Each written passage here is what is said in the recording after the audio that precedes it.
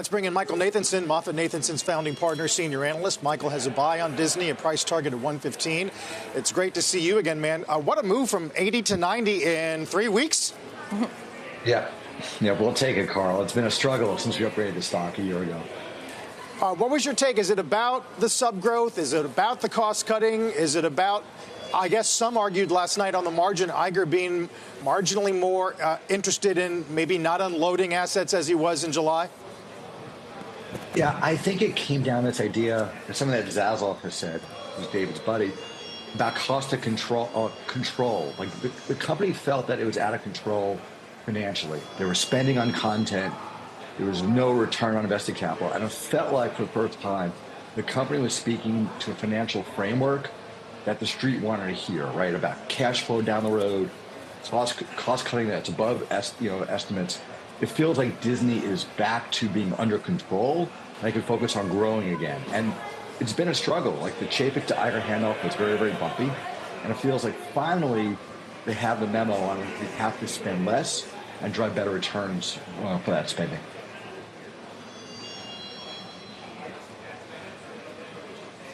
David,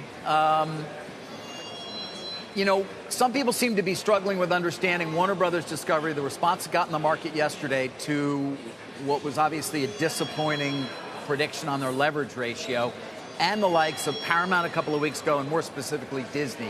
Can you explain aren't they all suffering from the linear network still declining at a rapid rate? So why did Warner Brothers Discovery get things tougher than seemingly Disney?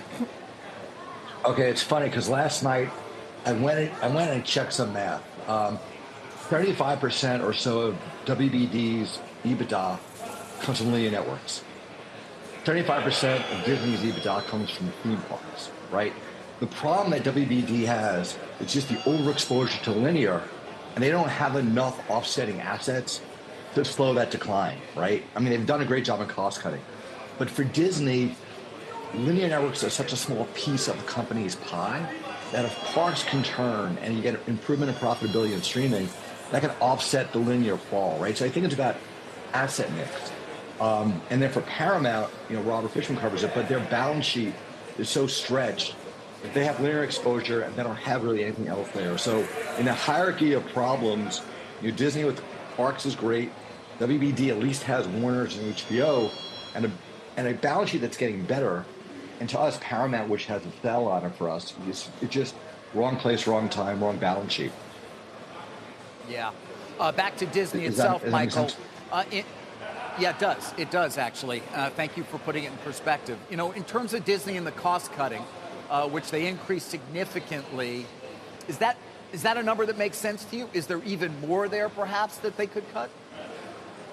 There should be more. Here's why. They're going to consolidate Hulu and Disney Plus. They're not talking about cost savings through consolidation. It could be $1 billion to $2 billion, right? I don't think they want to talk about it because they want to get Hulu in-house and get the deal closed. We see cost cutting there. And then if you look at the linear network business, it's fallen precipitously. Everyone else has taken cost out more aggressively and sooner. So I think you've got cost cuts coming more on Hulu integration. And then someone, maybe the new CFO, will come in there and really look at linear networks and say we have to cut more. So I think we have a very low bar to get over for kind of operating efficiencies. I think as the year goes further, 24, there's opportunity for more cost cuts. And that's what gets us excited.